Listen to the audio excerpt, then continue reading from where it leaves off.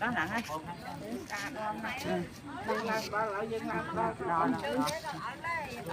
lại Đạt bạch chương con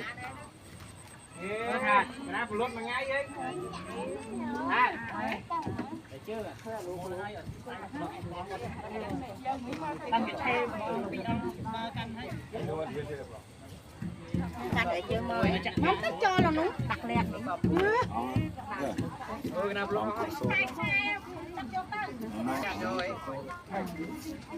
ô nặng mạnh nha cả là quánh ngon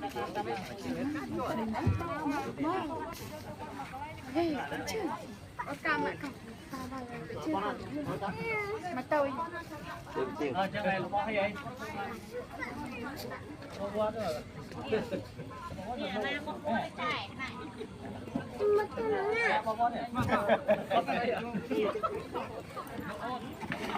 ôi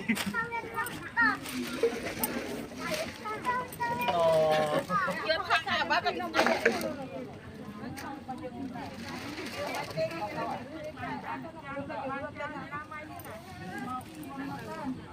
bom nặng lắm bánh đá bị súng bánh ấy trai đừng bà mẹ